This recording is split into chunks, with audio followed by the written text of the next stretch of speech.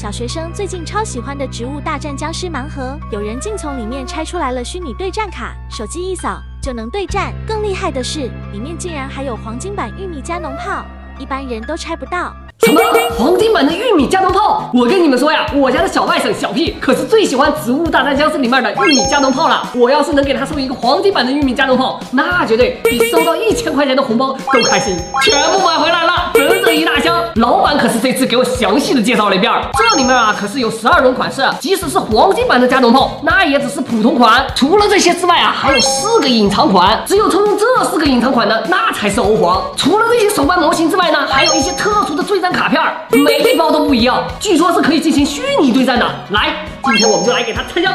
哇，整整有12个，看来极有可能可以拆出来黄金版的玉米加农炮。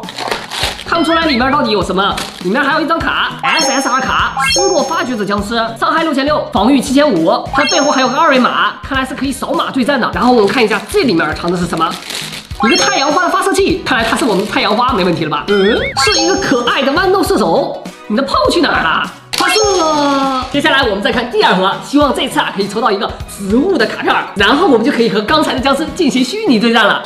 又来一张僵尸 SR 卡，大刀武圣僵尸，它的伤害和防御明显就要低很多呀。不知道2个僵尸能不能一起对战呢？ 哇，这个是僵尸的，看起来好恐怖！蜗牛小鬼僵尸，别看它骑的是一个蜗牛，跑起来可快了，嗖的一下就不见了。继续猜 ，SSR 卡的摇滚僵尸，据说僵尸里面最厉害的就是它了。你看它的伤害都达到了8500，果然会动脑的僵尸就是不一样。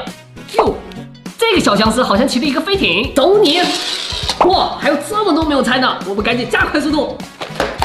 又来一张 SSR 卡，飞机头僵尸。这个僵尸生前肯定是洗锤减，瞧，他的伤害居然达到了11000，真是不可思议！哇，金色传说，黄金版的豌豆射手啊，没错，是真的。里面还有一个轨道，哎呀，可惜这个轨道不是黄金版的，这样看怎么都有点不搭呀，配不上我的豌豆射手。算了，把这个收起来吧。下一个 SR 卡。 失落昆虫僵尸，上面还背了一个大蜻蜓，看来这个僵尸很喜欢昆虫的。哇，又来一个豌豆射手，一个玉米加农炮，这2个真的是绝了！金色传说又找到了，看来今天陆姐的运气真的是要爆炸了。来，继续看一下隐藏款会是哪个？铁桶僵尸，这个就是一个炮灰，经常被中。